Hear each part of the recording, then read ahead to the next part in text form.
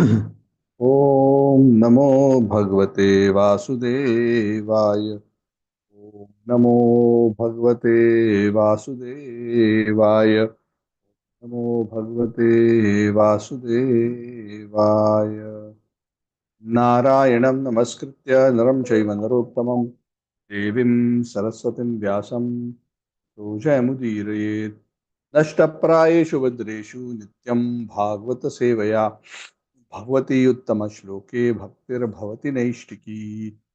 कृष्णाय वासुदेवाय देवकीनन्दनाय च नन्दगोपकुमाराय गोविन्दाय नमो नमः। ॐ अज्ञानतिमिरान्धस्य ज्ञानाञ्जनशलाकया चक्षुरुन्मिलितं येन तस्मै श्रीगुरवे नमः। श्रीचैतन्यमनोभीष्टं स्थापितं येन भूतले स्वयं रूपः कदा मह्यं ददाति स्वपदान्तिकम्। वन्देऽहं श्रीगुरोः श्रीयुतापदकमलं श्रीगुरो वैष्णवांश्च श्रीरूपं सागरजातं सहगणा रघुनाथान्वितं तं सजीवं साद्वैतं सावधूतं परिजनासहितं कृष्णचैतन्यदेवं श्रीराधाकृष्णपादान् सहगणललिता श्रीविशाखान्वितांश्च हे कृष्णकरुणा सिन्धु दीनबंधु जगतपते गोपेशा गोपिका कांत राधा कांत नमोस्तुते तप्त कांचन गौरांगी राधे वृंदावनेश्वरी शुभानुसुते देवी प्रणमामि हरिप्रिये वंशकल्पतरुभ्यश्च कृपा सिन्धुभ्येव च पतितानां पावनेभ्यो वैष्णवेभ्यो नमो नमः। जय श्री कृष्ण चैतन्य प्रभु नित्यानंद श्री अद्वैत गदाधर श्रीवासादि गौरभक्तवृंद हरे कृष्ण कृष्ण कृष्ण हरे हरे हरे राम राम राम हरे हरे। नमो विष्णुपादाय कृष्णप्रेष्ठाय भूतलक्ष्मीधराधनाथ स्वामी नामिने। नमो विष्णुपादाय कृष्णप्रेष्ठाय भूतलक्ष्मी वेदांत स्वामी नामिने नमस्ते। गौरवाणी प्रचारिणे निर्विशेष निवादे पाश्चात्य मुखम करोति वाचालं पंगुं लंघयते गिरिं यत्कृपातमहं वन्दे श्रीगुरुं कीर्तारणं परमानंद माधवं श्रीचैतन्येश्वरम्। हरि ओम तत्सत। Hare Krishna. So thank you all for joining on this wonderful Saturday. uh, so Saturday is generally considered, I don't know whether you know, it's generally considered the day of Lord Hari. Uh, just like many people, they consider uh, Monday to be, to be associated with Lord Shiva, Tuesday to be associated with Ganesh, with Hanuman, Friday to be associated with Devi, and so on and so forth. Interestingly, Saturday is associated with Lord Hari, Lord Narayan. I mean, just for your information.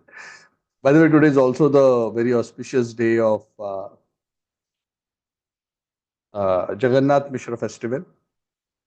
So this is the next day of the appearance day of Lord Chaitanya. So Lord Chaitanya appeared in the evening around moonrise time. There was an eclipse 539 years ago, to be precise.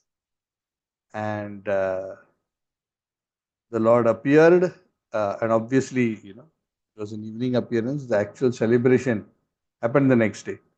So the celebration of the birth happened today.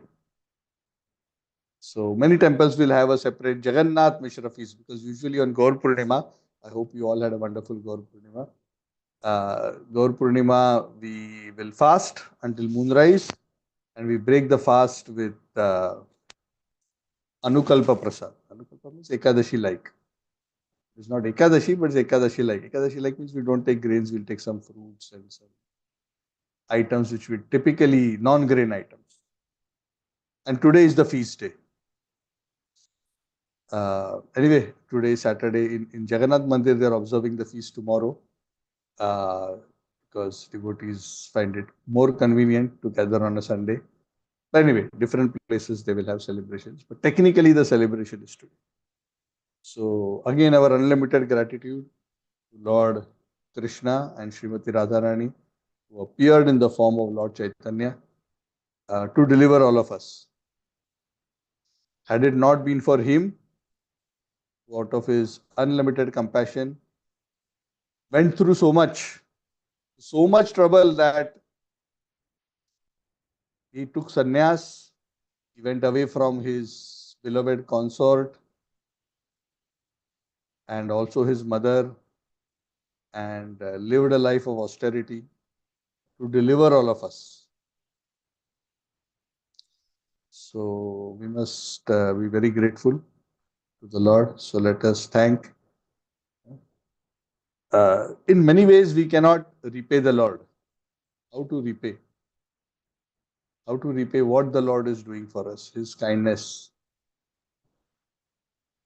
But the least we can do is to feel sincere gratitude for His blessings, especially those kind of blessings which we would have never been qualified for, or those kind of blessings which we can never earn.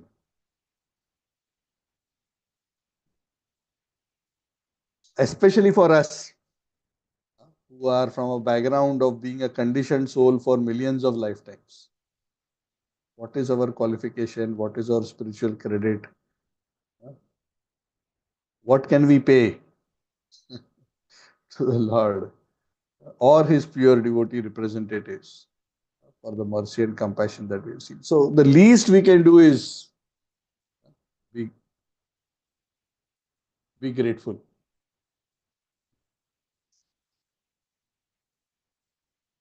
And some of the Lord's devotees are so great that the Lord feels like this towards His devotees.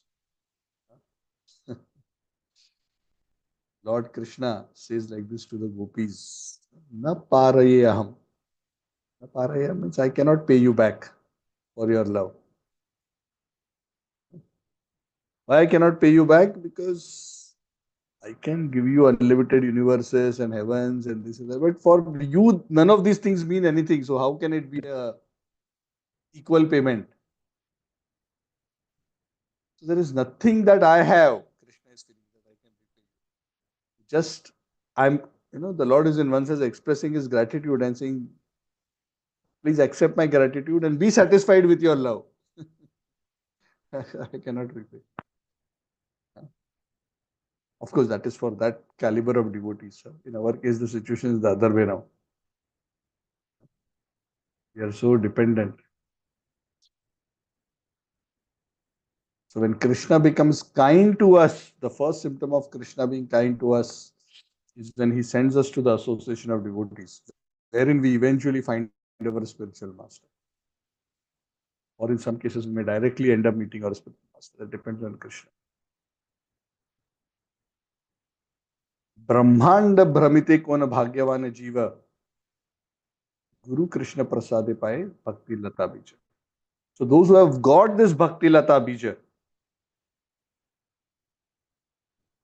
and I believe all those who are attending this class are sincere, hearing Bhagavad. Definitely they have received the Bhakti Lata Bija. It is not that only at initiation one receives. It is not necessary. Technically, yes, but when one is faithfully associating with devotees and with an open heart accepting the teachings, that means the seed of bhakti is already sown. Correct? Right? Just like marriage is a formalization of a relationship, but doesn't mean that as soon as the marriage event is over, only then the love between the bride and the bridegroom erupts. That affectionate relationship builds as soon as they meet and they decide that we want to be together, isn't it? Marriage is a formalization. So similarly, when a devotee opens up his heart, a sadhaka opens up his heart to receive the mercy of the Lord in the association of devotees, that association sows the seed and starts nourishing it already. It is only a matter of time when the devotee comes to the level that he can formally take the vows of initiation, which is a formal commitment. But the process has already begun. So, we are eternally grateful, of course, to Lord Chaitanya, the Panchatattva, all our acharyas, and most of all, to Srila Prabhupada, who has made the Chaitanya Charitamrita available to us in English language, and all the devotees who assisted Prabhupada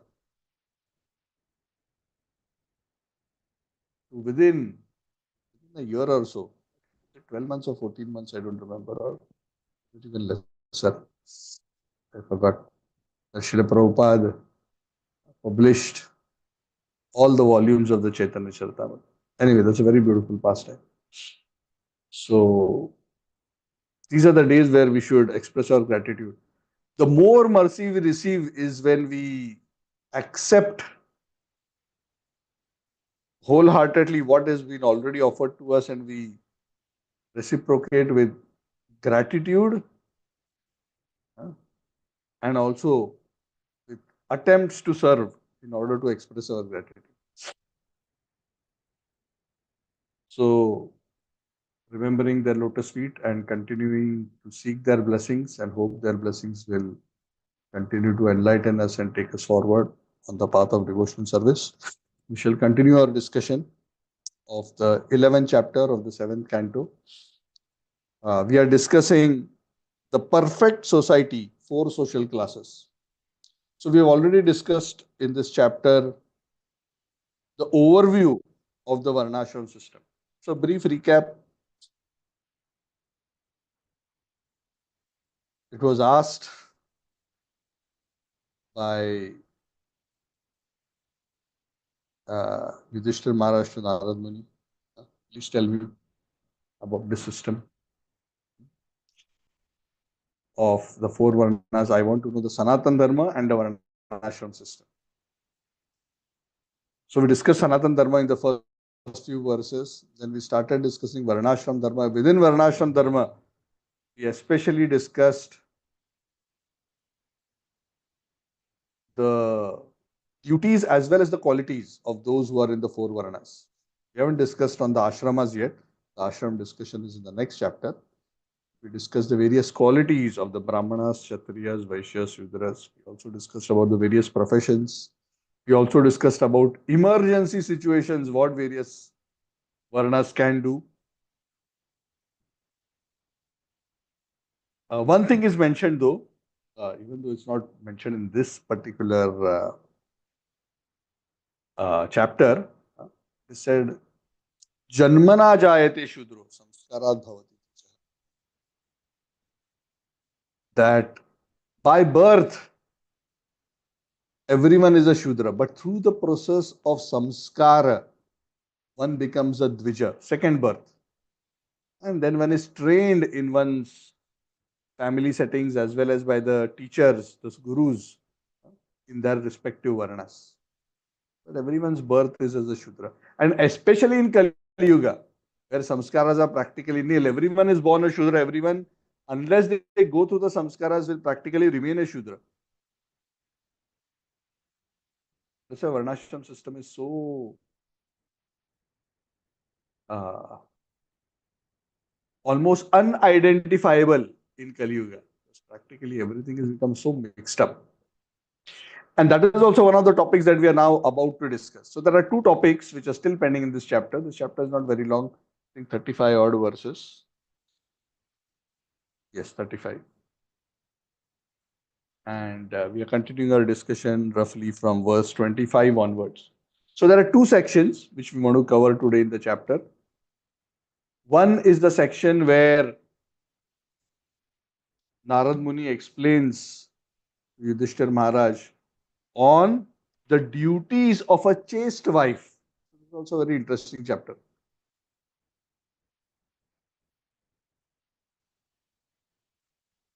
So this is very interesting. It's also interesting why this has been mentioned separately.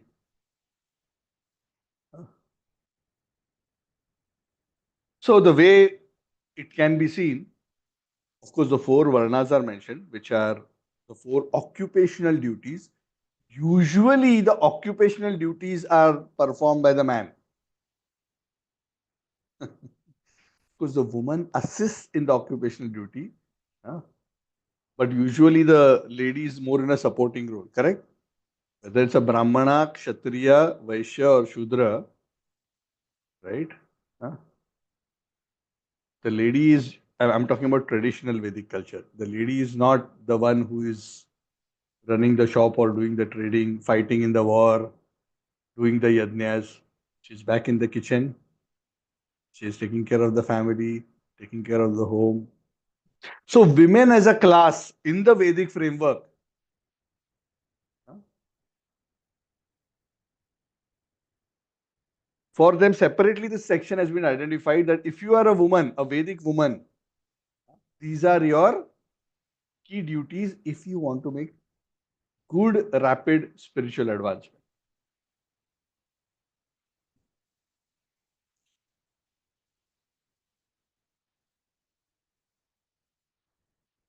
So let us go through the duties and then we'll discuss a bit about it. It's a very, very interesting topic, and Prabhupada makes some very interesting comments in the purports as well. So, what are the duties of a chaste wife? Huh? What does the word chaste mean? Huh? The word chaste here means that the woman is devoted only to one man and devoted to serving him without being distracted or thinking of other men. Huh? Of course, this used to be a norm uh, across the world, up to a couple of 100 years ago, maybe even up to 50 years ago. But in the last couple of decades, especially with the newer generations, chastity is becoming more and more scarce. It is very scary situation.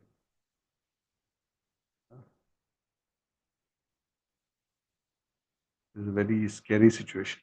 Anyway, I don't want to go into that topic, but it is indeed a very scary situation. How chastity has become very, very difficult.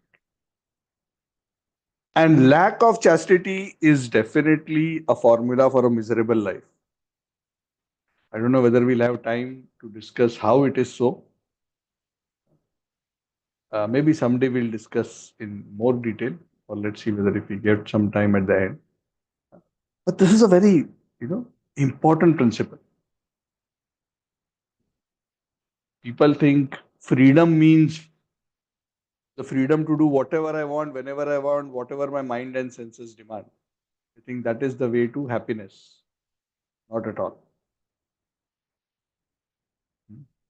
Happiness comes through control. Happiness comes through regulation. Happiness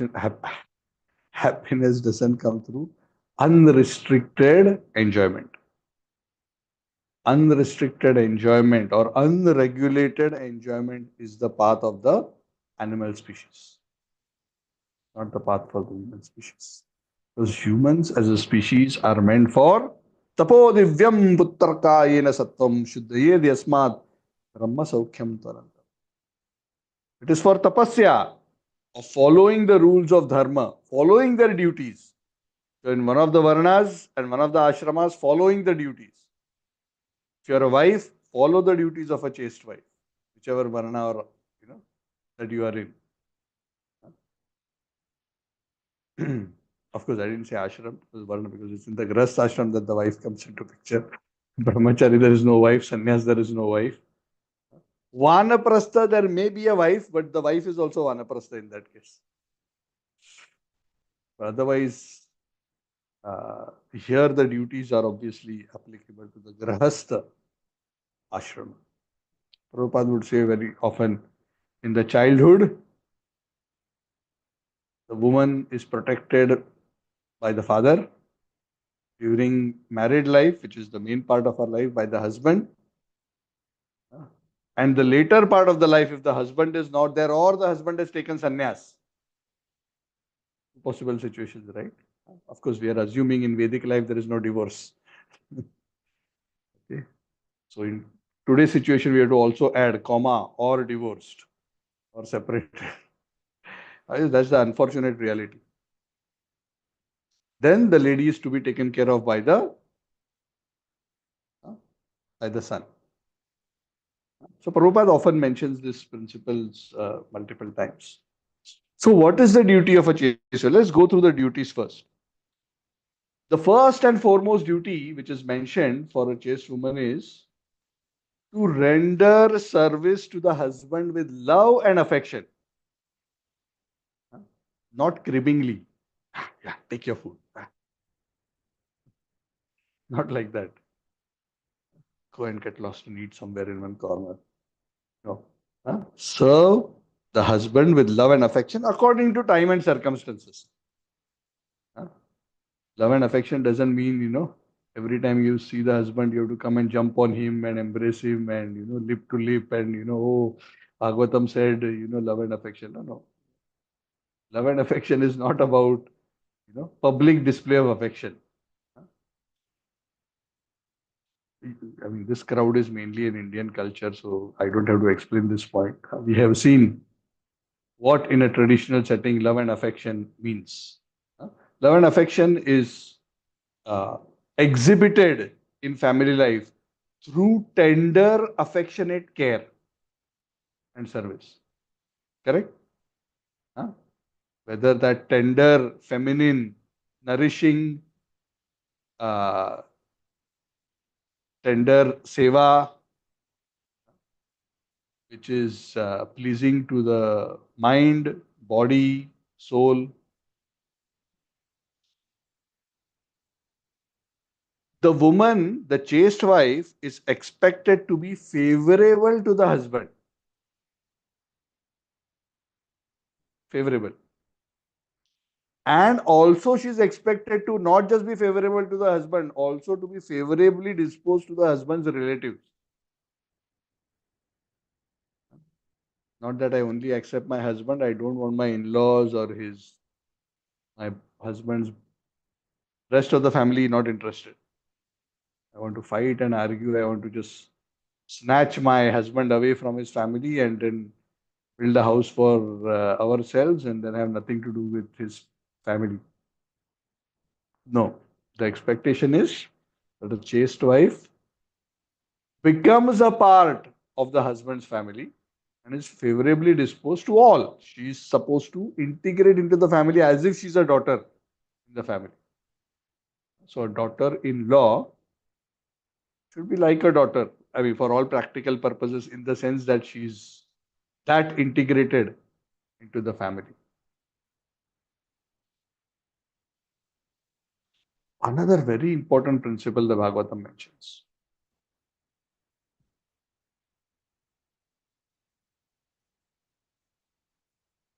says that the woman should follow the vows of her husband.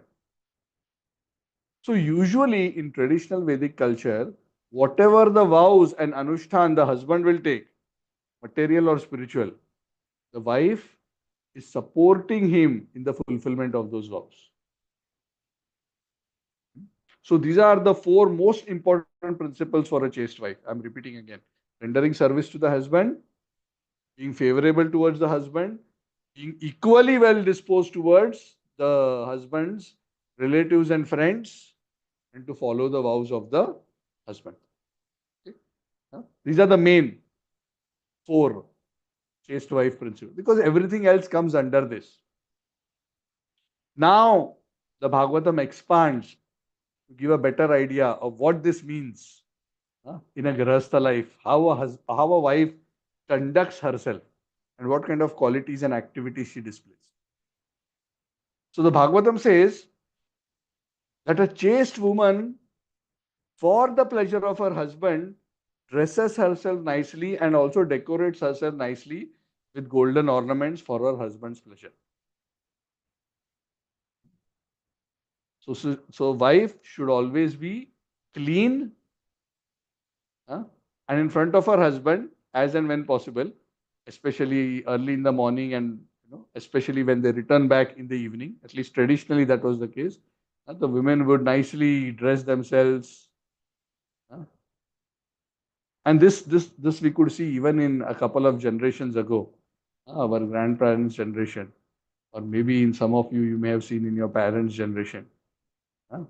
By the time the husband is coming back, the woman will Not only keep the meal ready, she will also go take bath, dress nicely, put kumkum, decorate herself nicely. So when she opens the door and receives the husband who's tired from a day full of hard work and fatigue and struggle outside in the world, huh, with her beautiful, affectionate smile and with her nice decoration, the husband's minds become immediately pleased.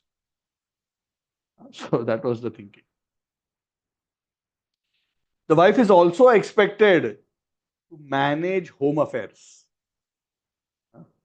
That's why in the English language also they say homemaker. The wife who's at home and taking care of them, the homemaker. She makes an apartment or a bungalow a home. Home is not same as an apartment.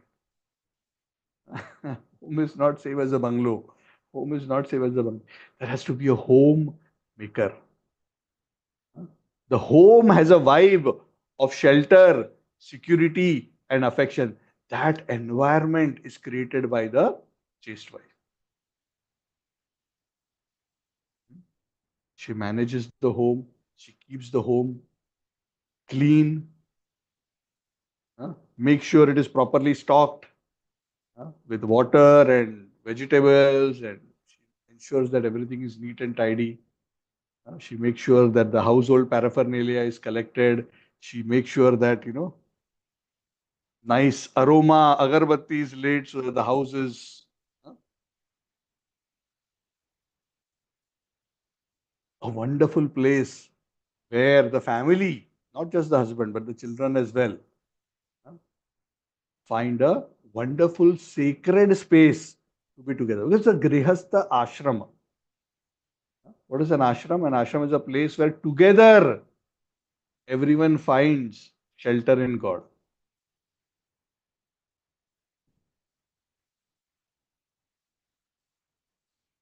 A chaste wife is expected to be modest. Modest means she's not bragging about herself. She's truthful. She's controlled in her senses.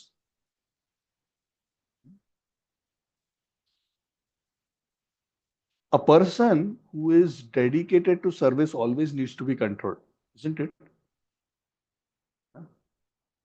I'm just giving one small example. One example of control. There will be many examples to this. Is the woman will cook, serve her husband and children in olden times at least, and then eat.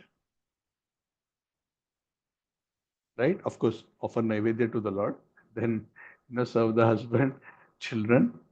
Traditional. I'm not saying that we have to do like that exactly. I'm just explaining the principles to you. I know that we are in different times.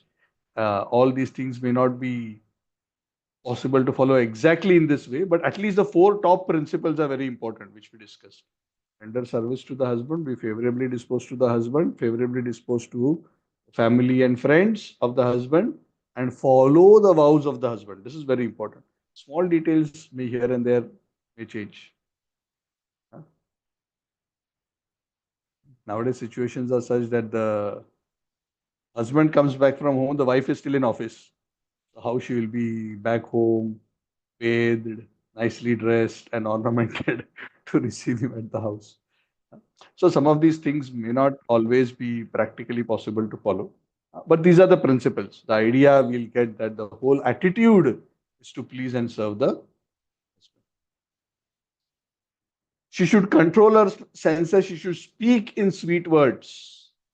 A chaste woman should engage in serving her husband with love and affection according to time and circumstances. A chaste woman should not be greedy. She should be satisfied. Greedy means agitated. I want this. I want this. I want this. Huh? Correct? She should be controlled. Huh? Sometimes the tendency is that as soon as the husband is in a good mood or says something nice to the wife will quickly take the opportunity to ask something. Give me this. Give me this. Give me this.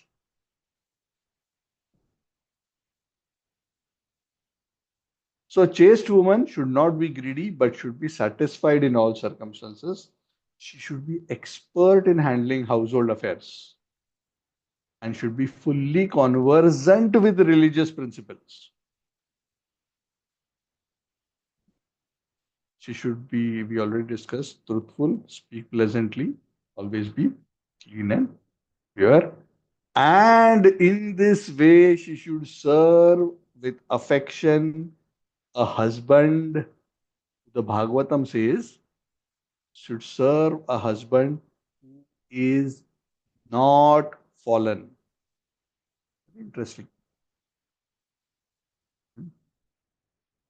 Which means a chaste wife's duty is to serve a husband who is not fallen. And Prabhupada expands on this point. What does fallen mean? A chaste wife duty is to serve the husband who is following his duties properly. But if he has become sinful, if he is violating the four regulative principles, Prabhupada gives us an example, then the wife is not obliged to follow.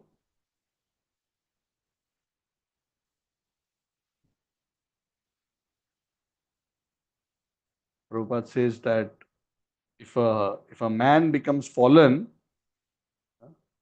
then the wife may choose to not remain with him. And Prabhupada immediately says after that, but that does not mean she starts looking for another man. Prabhupada says that she can stay away because the husband is fallen, but she still remains chaste in the sense that she doesn't want to serve a fallen, because if you serve a fallen person, eventually you will also become fallen. That's the reason. He will, of course, still remain the well-wisher. And if the husband reinstates himself in proper behavior, she can continue to serve him. The scriptures say, just like a woman is not obliged to serve a fallen man, a husband is not obliged to stay with an unchaste wife. Correct? Which means the proper combination is a religious husband and a chaste wife. So the husband follows the dharma, the wife supports the husband in following his dharma. And that is perfect combo. Whatever the varna is, doesn't matter. If he's Brahmana, he does the duties of a Brahmana. If he's a Kshatriya, he does that. If he's a Shudra, whatever.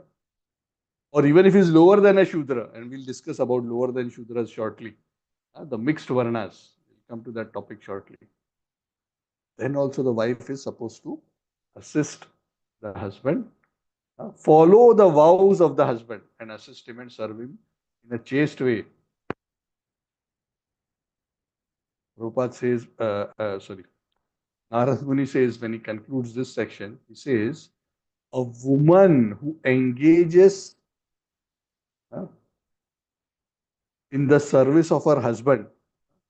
Now, one more word is used in one of these verses where a very beautiful word is used.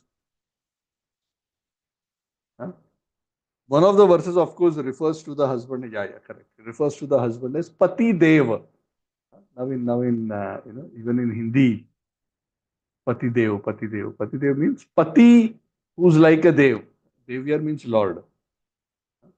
So the Shastras say the wife should treat the husband and serve him as if he is God.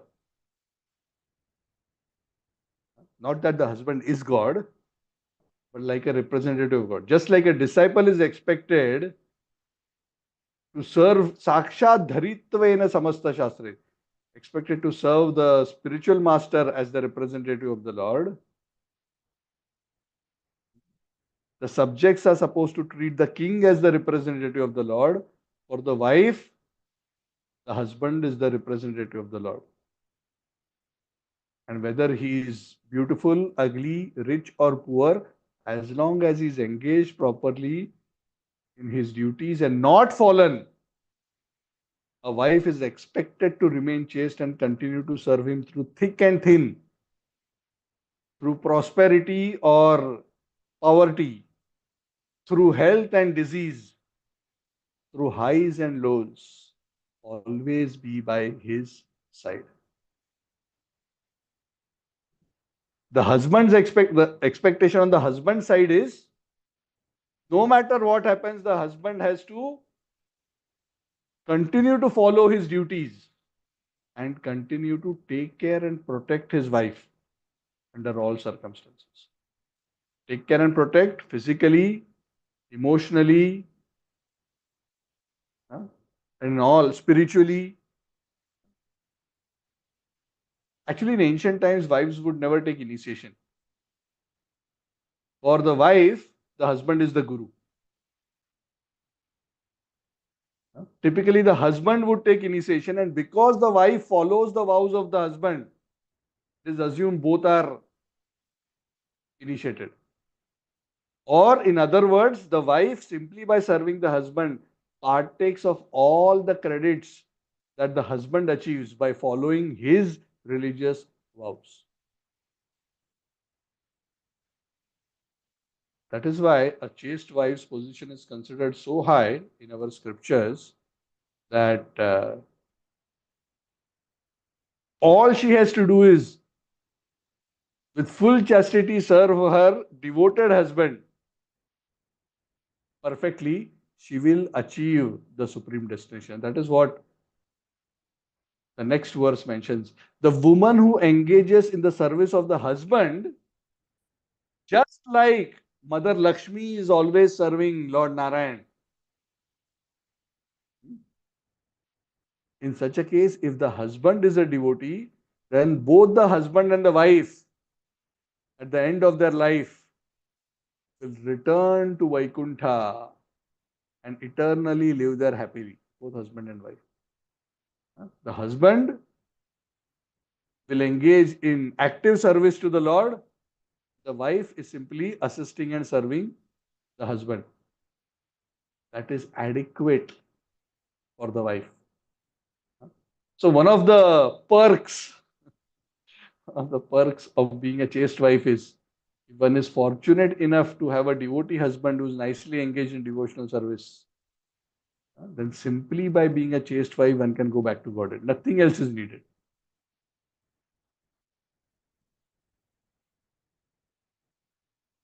Because automatically the wife shares in the credit of, a chaste wife shares in the credit of whatever her husband performs. So Prabhupada emphasized this point very importantly. He says that, a man should be a good devotee, a woman should be a chaste wife. This combination is very, very good. So it is not that only wife has the responsibility to be chaste. No. Sometimes people complain, oh, why wife, what about husband? No. Husband has a responsibility also. His responsibility is to perfectly execute his duties and to protect the wife in all manners. Even if his life is in danger, even if he has to give up his life, he has to do whatever it takes to protect the dignity and honor of his wife. So there is actually an expectation on both sides.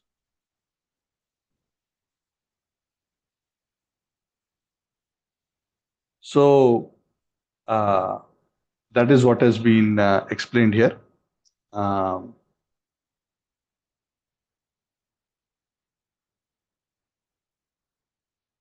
So that is the standard which Prabhupada emphasizes.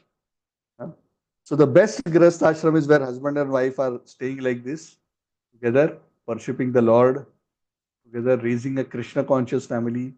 A home where husband and wife are not quarreling, not arguing. So such a place Lakshmi loves to reside. That is the place of all good fortune.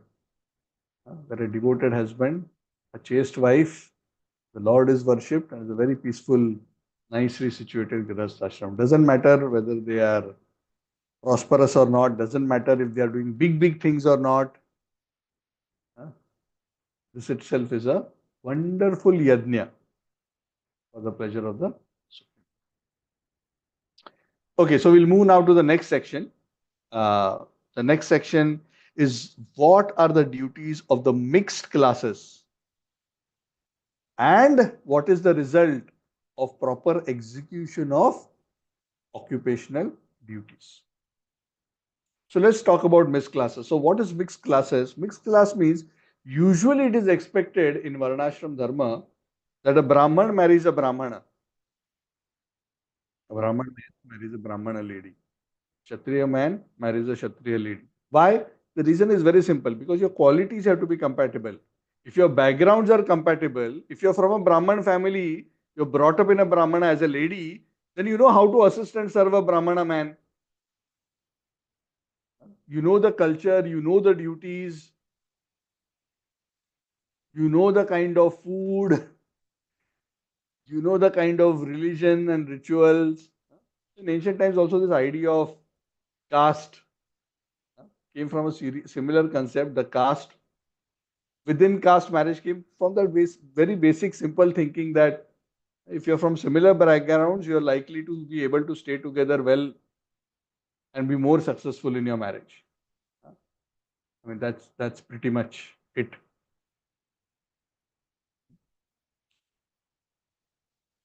Also, second thing is one should also understand when a male and a female from a similar varna come together, the progeny that they will produce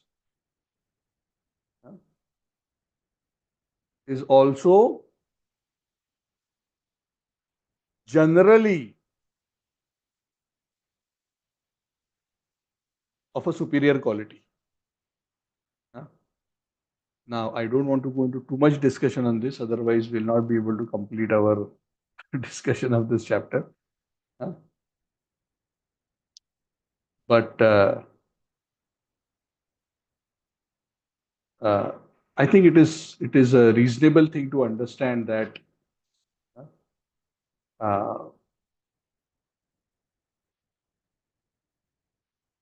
when two similar varnas come together, then they will produce also offsprings of similar varna because they are of a similar psychophysical makeup.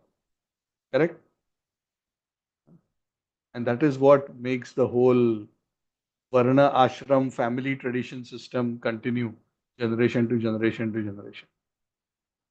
Correct? When a lion and lioness come together, what they'll produce? A lion cub.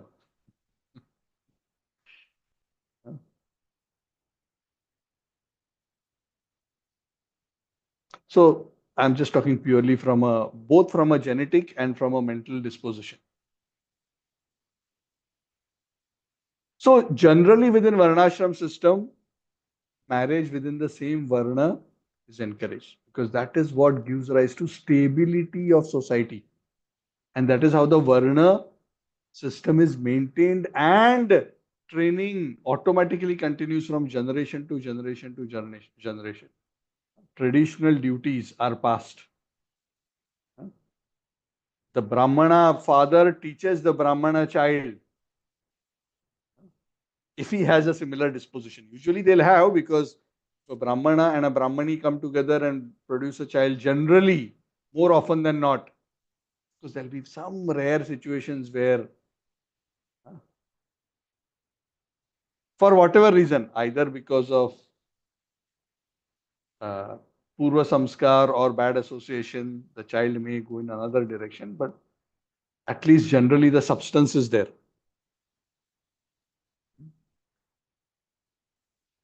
But in situations where there is a mixture of varnas in marriage, then the progeny that comes is known to be of a mixed class, also known as Sankara. Anyone remembers where this word Sankara you have heard? Varna Sankara. Chapter 1, bro. Yeah. In what context, Prabhu? Because it basically says that uh, offering offering to the forefathers has to be made.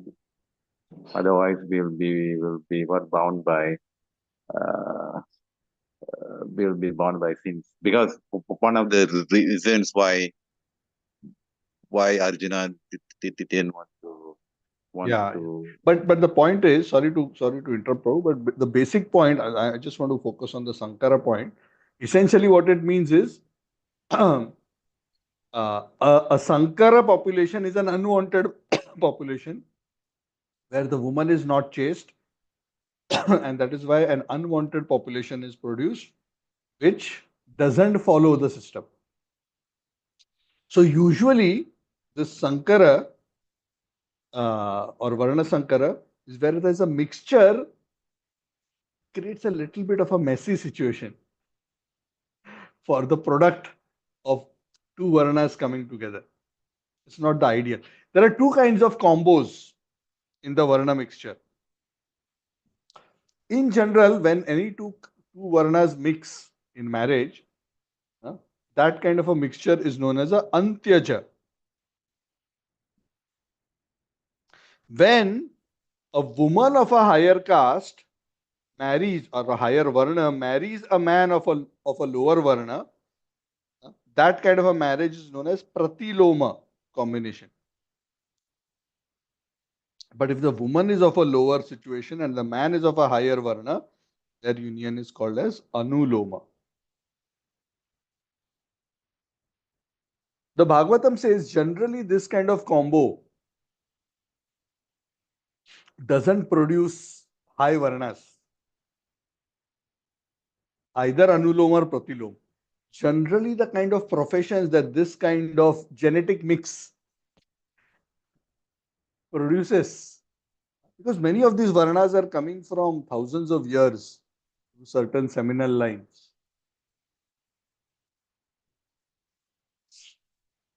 This kind of a combo usually produces usually doesn't produce the higher Varnas as the outcome, the child, in terms of the tendency. The members, the Bhagavatam says, the members of such kind of dynasties, the traditional duties of these mixed castes, either Pratulom or Anulom, Antyajas, they are barbers, washermen, and so on, which are actually Shudra duties. Very interesting. So there is a lot of scientific thinking behind, whom one should marry. Sometimes one tries to imagine, oh, I'm being very broad-minded. What is this? I am human. That person is human. Are Baba, okay. I am human. You are human. Huh? But you will not put a Kanchil car's part into a Mercedes and expect that, oh, this is car, that is car. It should work together very well. What difference does it make? No, one who understands the engineering of the mechanism of this body mind and understands that each of this machine of body mind is made of the three modes in a particular way, knows the science of what it means when two kinds of bodies comes together and how it affects the products.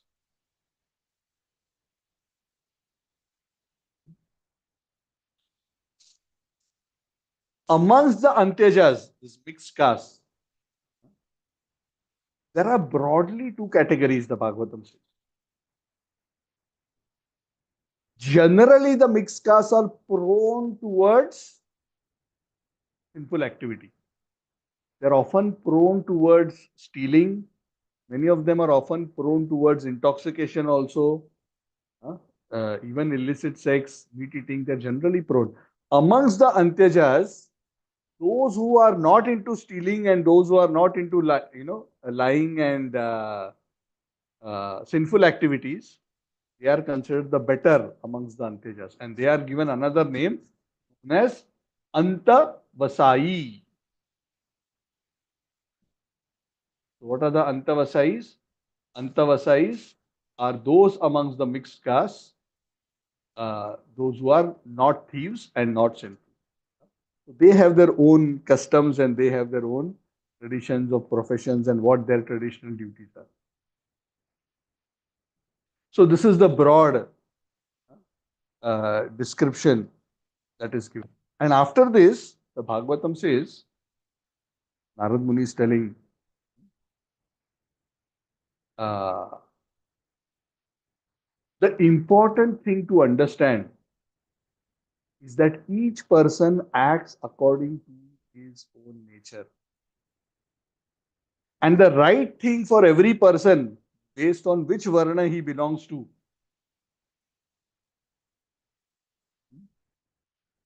as a Brahmana, Kshatriya, Vaishya, Shudra, or mixed, within mixed, whether is Antevayasi or is he amongst the lower categories.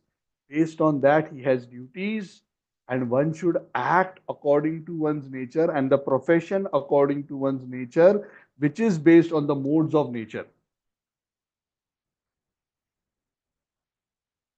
Because to follow duties according to one's nature is auspicious always in this life and the next.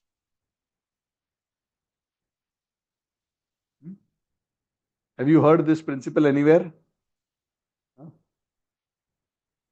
In Bhagavad Gita, Krishna says, no?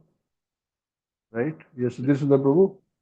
Yes, so you should do your prescribed duty. Although there is any what defects, it is better than not doing it all. Hari Bol, Jai Ho, Pandit Ji ki Jai. Thank you, Prabhu. It's Brahman. It's in the Prabhu. It's quickly able to quote Shastra. Shastra's quick quoting is spiritual knowledge is the symptom of a Brahman. So, one should follow one's own duty even if it is faulty. One should not simply copy another's duty just because one is able to do it better skillfully. Skill is not the consideration for which duty one should take. A Brahman may be able to do what a Vaishya is able to do even better than him because he is more intelligent and skillful. But he should not adopt the duty of a Vaishya. Or a Vaishya or a Kshatriya may be so artistic that he can perform a yajna so wonderfully. The ritual so artistically. That is not the consideration. The consideration is guna karma. So even if one's duty is of lower nature, one should not give up and artificially imitate another person's duty, because to perform another person's duty, paradharma bhayavaha, is the path of danger, the path of fear, copying the duty of another. Even if one thinks I can do it better, one's good fortune lies in following the duties according to his nature.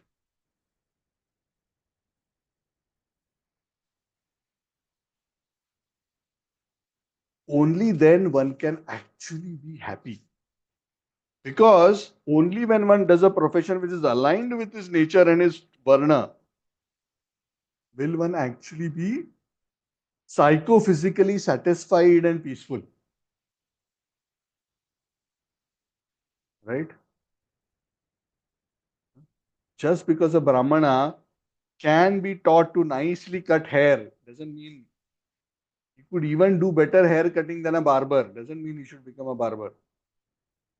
And a barber, just because his pronunciation happens to be better than some Brahmana, doesn't mean he should chant Vedic mantras. Each person, according to his qualities, should perform their own duties. Even though a barber's duties may be considered lower and faulty, faulty because it is a kind of a contaminating service, right? You're cutting hair all the time, you're always covered with hair. Brahma is always, if Brahma little bit hair also falls, he'll go and take bath. But a Brahmana doesn't have to become a barber doesn't have to become a Brahmana. Both can make nice spiritual advancement by being situated in their own duties nicely. All that is needed is One dedicates one's activities to the Supreme Lord.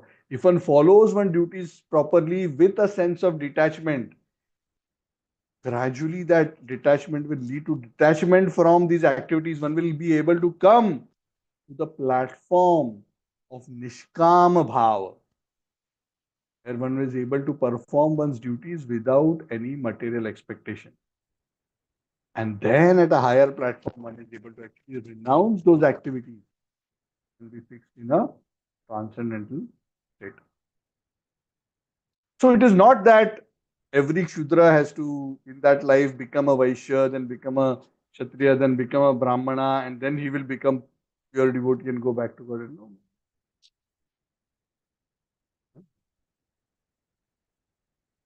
A Brahmana, Kshatriya, Vaishya perform their own duties properly and dedicate them to the Supreme Lord and engage in devotional service, which all Varnas and Ashramas can engage in. That is Sanatan Dharma. Sanatan Dharma, everyone can engage. Yes, only a Brahmana can be able to actually worship deities in the temple because he's trained properly. Maybe only a Brahmana can do a yajna properly.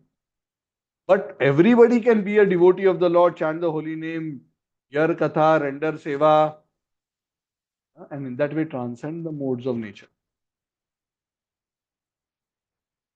So the formula that the Bhagavad gives is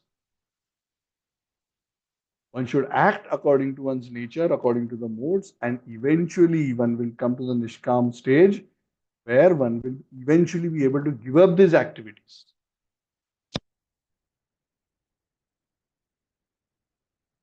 Then the Bhagavatam says one interesting thing. He says that the lower castes, especially amongst the Antyaja, for those who are dedicated to sinful work, these kind of castes are so low, they're not even in the four varnas, they are amongst the lower than the four varnas because they're engaged in sins. Because even the Shudra generally will follow the regulative principles. Those who don't follow the regulative principles are considered lower than the Shudras. So those who are by nature, because of very low qualities of the modes, they are absorbed in a life. They are so low in their modes that for them, this kind of stealing, intoxication, illicit association is not even considered a sin.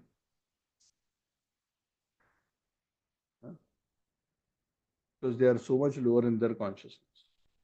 The Bhagavatam says something interesting.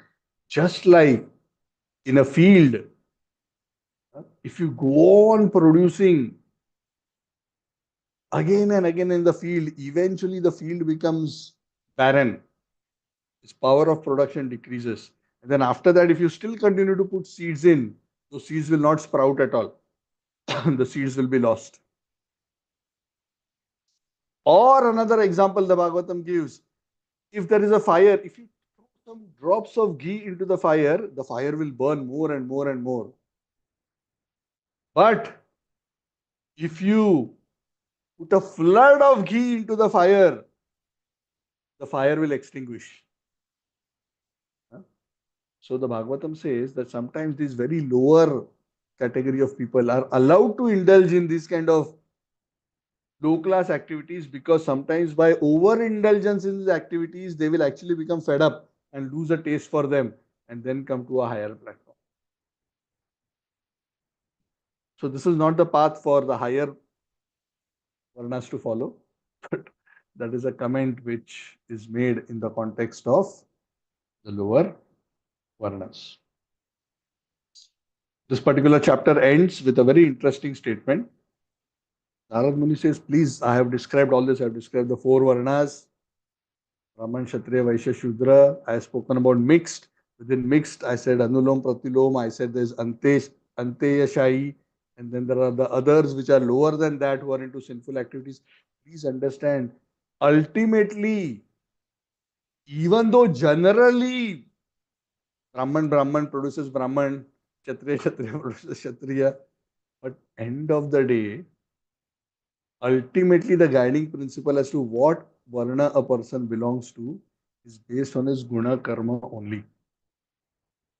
which means do not force fit somebody to be in one of the varnas, even though he is from that context, if he does not display the right qualities. If clearly from his qualities one can see that actually he fits into another category, then he should be considered of that category only. Which means it is emphasized conclusively at the end that the ultimate consideration is not birth. Birth increases the likelihood of being of the similar varna, but it doesn't guarantee that one is of the same varna.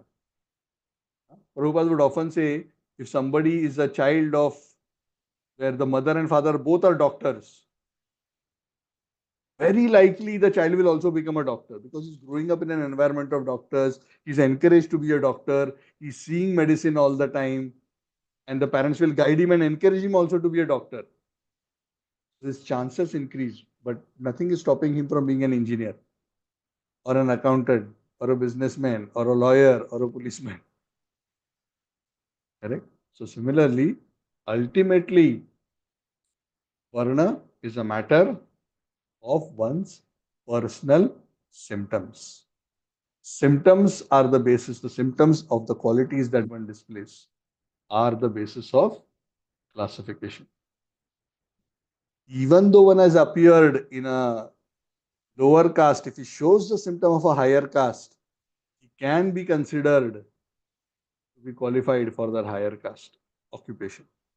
And the other way around, if one is born in the higher caste, but is not showing the qualities and characters of the higher caste, then one can be placed in a lower category. So conclusively, uh, varna is a natural system based on the gunas. One should live a life which is based on occupational duties which are aligned with one gunas. Even if those gunas are not of the best quality, it is still the right thing to do to follow duties according to that guna. Continue to worship the Lord and practice devotional service. Dedicate the fruits of one's activities to the Lord as far as possible. Eventually, one will be able to develop detachment from those kind of activities and transcend them and eventually achieve liberation and go beyond the yo mam avyabicharena bhakti yogena sevate sagunan samati tetana brahma bhuyaya kalpate. Arjuna was a Kshatriya. Krishna never told Arjuna in the whole Bhagavad Gita, Arjuna, first you have to become Brahman. Then only you can go back to. But he didn't say that. He said, you do your duty is fighting, you fight. Why you are trying to be Brahmana? You want to go to forest, you want to renounce and become a beggar. No, you do your duty, you dedicate your duty to me. Mam anusmara yudhyacha. Remember me and perform your duty. Remember me, perform your duty. That is very important. Huh? So this is also a very important lesson to us because this also guides us in our own devotional practice. We don't have to artificially be anything. We have to find our space based on our nature, render both occupationally also as well as our service within the society based on the qualities because that's what we will be happiest with. If you are happiest in the kitchen, so be it. You don't have to necessarily become a preacher. Not everybody has to necessarily become a preacher. If you're happy being a pujari, that's fine. If you are happy going on the, going out and collecting donations because you have a Vaishya mentality, you're happy running a bookshop, a temple bookshop, or a Govinda's restaurant, as a Vaishya mentality, that's also wonderful. You do that. You don't have to go out and give classes. Not everybody has to go out and give classes to become advanced. Dedication of the activities to the Lord is more important than simply performing an activity.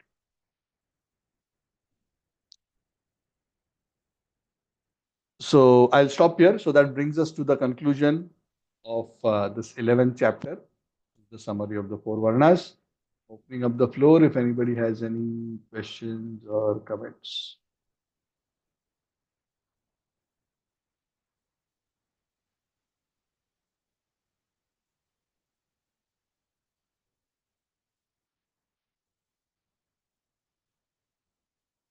I saw a message. ARC. ARC is Archana ji, is it? It's ARC.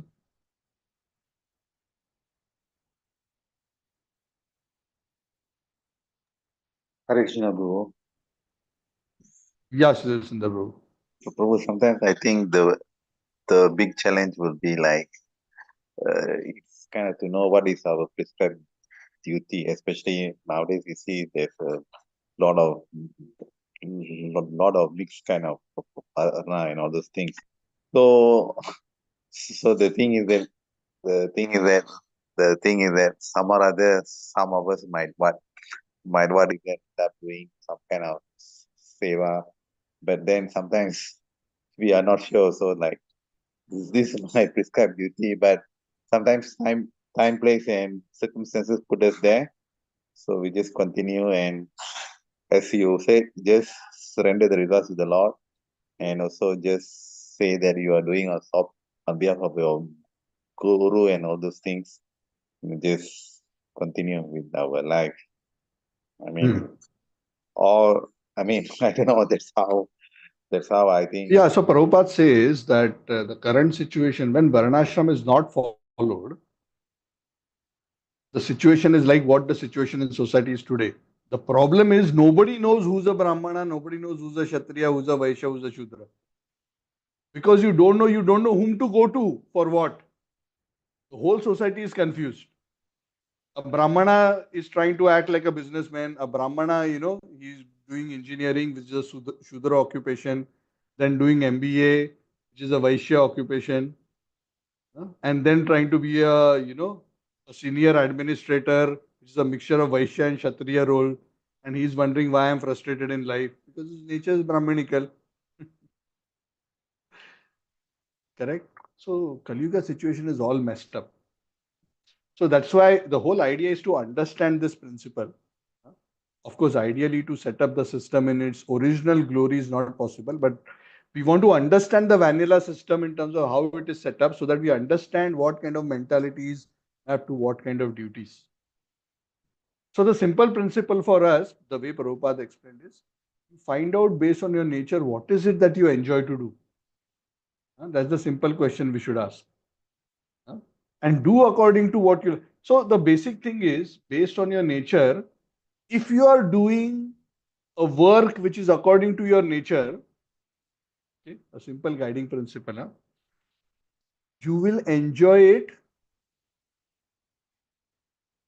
not only when it is easy, you will continue to do it even when the work is challenging. When something is not your duty, when that work, even if you're able to do it expertly, when that work starts getting challenging, it will actually instill fear in you. Paradharma bhayavaha. It will instill fear. It will create anxiety.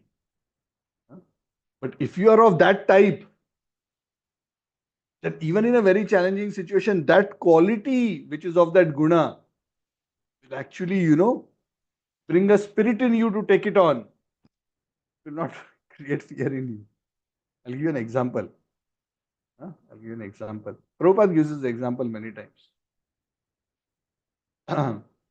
The example is that if you are not of a Kshatriya disposition, uh, all over you can go with gun, this, that, salute and shout and slogans and this, that. But when it comes to real war, and bullets are coming from all directions and bombs are scattered all around you, if you're not of a Kshatriya disposition, uh, you'll be in panic, you'll be overwhelmed. A true Kshatriya, when he sees blood, when he sees war, uh, he'll become more enthused. Uh, Kshatriyas would come in front of each other, those who have that nature. They will. You see in the Mahabharata, they'll call each other names, they'll get excited, they see blood, an arrow, they'll see blood, they'll get more excited to fight. You wait, I will, cut your neck and I will drink your blood and I will do this. And that's the Kshatriya spirit. If somebody is of a Vaishya mentality, somebody shoots an arrow, he gets cut little, he sees blood, he will faint after seeing the blood or he'll run away. So, so one can judge. One tries a few things, one knows, do I enjoy uh, managing? Do I enjoy studying, teaching? So within our society, studying scriptures, teaching scriptures, deity worship, and cooking also for the deities are Brahmanical services. Administration, management is the Kshatriya duty. Of course, in our society, we do not have an active Kshatriya duty as of fighting. Uh, but yeah, some devotees try to serve the Guru by becoming Guru's bodyguard. Then that is Kshatriya duty also. There are security duties, so those are also kind of the Kshatriya duties. Vaishya is collecting funds for the temple, running bookshops, running restaurants,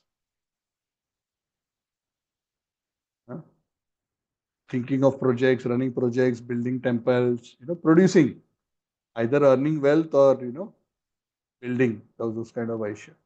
Shudra is all kinds of services. Anywhere where we are rendering service of the body and mind, in some form or the other, are all Shudra services. Of course, ultimately in devotional service, whatever is needed, one should do based on the instructions of the Guru and based on the situation. But in a stable way through one's life, uh, one should be predominantly engaged in activities which are aligned with one's nature. Otherwise, one's psychophysical balance will not remain. One will not be able to be happy. That's a very, very simple principle, which is absolutely true. Unless one is truly transcendental. Even pure devotees follow the qualities of the body that they have taken birth in. Arjuna is transcendental. At a spiritual level, he has full realization, but his body is a Kshatriya body. His body is of those modes. Correct? His body is not a Brahmana's body. His body is of a... So anyway, Prabhu, so I think you get that idea, right? So find what is... So you are enjoying in Brahmanical services. You like to do deity worship. You are happy in that. So that is wonderful. So even if you have to do 2 times in a day aarti and spend 5 hours in the kitchen and deity room, you are still happy. Some others may get so frustrated. Oh, I just want to quickly do this aarti and then I'm going to go out and do something else. That's their nature is different. That's okay because Krishna can be served in any one of the millions of ways. It is not necessary that we have to serve Krishna in one way or the other. Prabhupada said one can, all that Krishna is interested to see is that we are engaged in his service. We must serve him with love and we must serve him selflessly. Huh? What way we serve doesn't really matter. Best is we engage in a service according to our nature. In that way, we are happy both spiritually and emotionally, physically, materially, mentally. That way, it's. Is that okay, Prabhu? Yes, Prabhu. Thank you so much, Thank Harish. you, thank you. Yeah. Yeah, Santanam Prabhu, you want to say something? Hare Krishna Prabhuji, Dandavat Pranam Prabhuji. Very nice. I have not fully attended, partly here and there I just attended. But the important thing I kept understood is the home, the meaning for the home. It is an interesting point what I understood. Shelter, security, and affection. So far, we don't know what I don't know the meaning of what is home. So it is a very interesting point which I noted from you, Prabhuji. And the four principles of Vedic woman. Can you please repeat it, Prabhuji? Yes. Yeah, this is actually I'll tell you the verse also specifically. Yeah, I'll tell you the four principles. I'll look up the verse. The four principles are one, uh, that she serves the husband in an affectionate way, correct? Then she is favorable to the husband, favorable to the husband's relatives also. And the fourth one is she accept the vows or follows the vows of the. Tell me the verse. And 25, verse number 25. Render service to the husband, to be favorably disposed to the husband, to be equally disposed to the husband's relatives and friends, and to follow the vows of the husband. These are the 4 principles to be followed by women described as chaste. So these are the guiding principles. And another interesting thing what I noted is always we talk about a chaste wife, and here I understood for the men the responsibility is like a religious husband. Yeah, so husband also has to be chaste. So what does chastity for a husband mean? Chastity for a husband, for the wife to be a devoted service to the husband is chastity. For a husband to be a devoted servant of the Supreme Lord is chastity. So it's not that the husband is a more difficult duty. His duty is to remain dharmic, do his duties properly, and be devoted to the Supreme Lord. In one sense, I don't want to say it's easier, but in one sense, for the woman, it's easier. In one sense, in the sense that she has a very simple one focus. This man is straight in front of me. He's staying in my house. I just have to serve him and please him and take care of him. Be all and all. If that is be all and end all for the woman, she doesn't even have to do anything else. Actually, shastrically, she doesn't have to do anything else. If the husband is a devotee, she will achieve Paramgati along with the husband. So this is the Shastra's verdict. Correct? Because she is the servant of a devotee. Right? In that sense. Of course, ultimately, sometimes people get, why wife is husband, a servant to the husband and all. But one should understand, actually, if you analyze it properly, actually, wife is serving the husband and husband is serving the wife also. Huh? The husband is serving the wife not by necessarily pressing her feet and cooking for her. He is serving her by taking care of her, protecting her, providing for her, and physically, emotionally protecting her. That is his. And being the steadfast pole of the following of dharma. That is his duty. Correct? He's serving her like that. Because if he becomes fallen, she has nowhere to go to. Okay, so by being situated in dharma in a steadfast way and being continuing to be devoted to the Supreme Lord,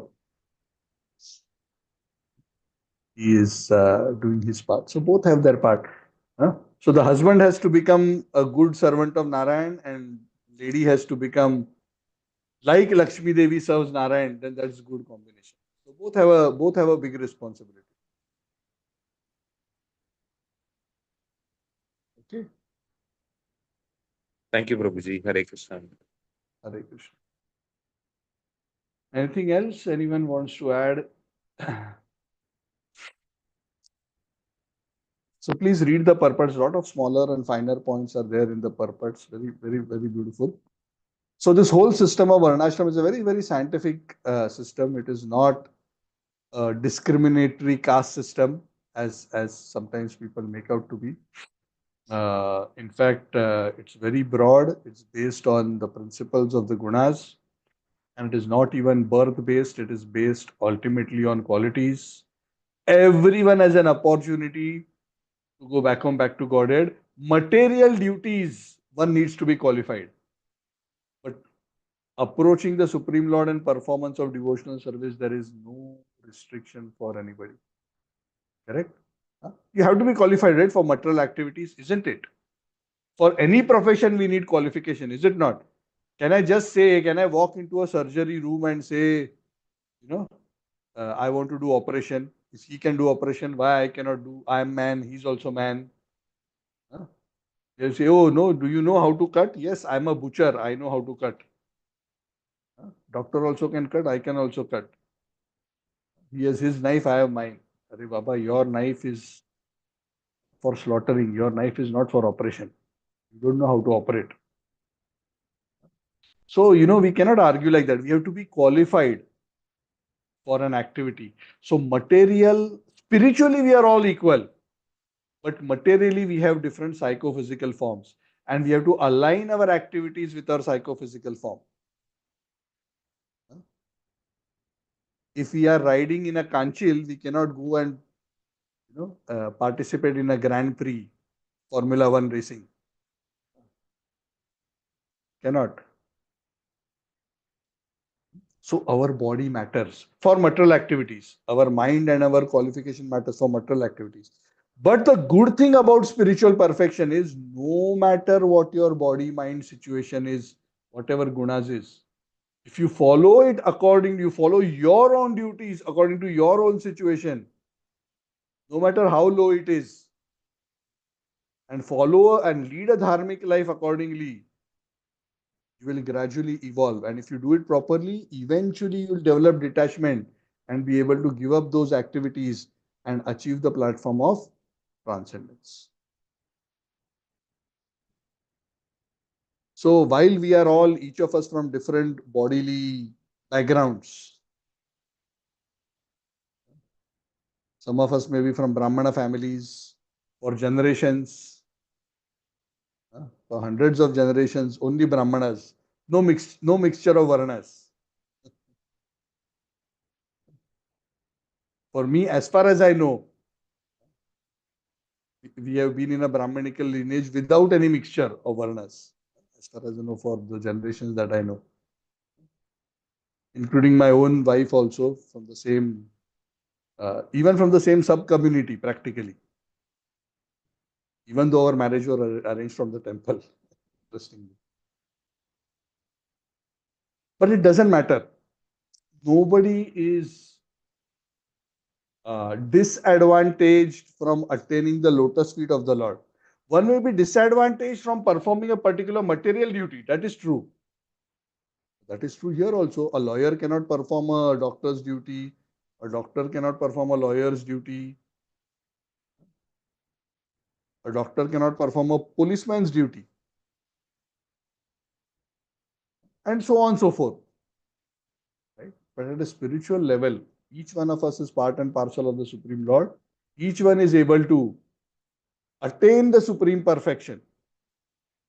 That's why Prabhupada said the simple formula is chant the holy name, associate with devotees, render service, do your occupational duties according to your guna karma in an honest way, dedicate the fruits of your activities to the Lord, and if you do all this nicely, not commit offenses, you will attain the supreme perfection. And don't perform sinful activities. Because all, whether it's Brahmana, Kshatriya, Vaishya, Shudra, one should not do meat eating, intoxication, gambling and illicit sex. These are activities for the Antyajas, lower than the four, not for the others. Okay, sorry I kept you all so long. So thank you so much. Vritaraj Srimad Bhagavatam ki, Jai Shri Prabhupada ki, Jai Samavit Prabhupada. Hare Krishna. Thank you. Prabhuji. Hare Krishna. Thank you, Prabhuji. Thank you, Prabhuji. Prabhu. Hare Thank you, Krishna. Shridevi, Sarvalakshmi Thank Mataji, you. Nehaji, Thank Viveka you, Mataji. Prabhu. Hare Krishna. Hare Krishna. Haribol, Thank you, Anand Sundari Prabhu. Hare Mataji, Krishna, Sachi Prabhu. Prema, Sudhir Sundar Prabhu, thank you. Anand Sundari ji, Vinod and family, thank you. Thank you, Prabhuji. Thank you so Viveka much. Mataji, Haribol, Hare Krishna Archana. Thank you so much. Ravindra and family, Haribol. Hope you all are well. Thank you, Prabhuji. Haribol. Haribol, Ashwin and Renuka ji, everyone. Yes. Okay, I'll see you on Tuesday.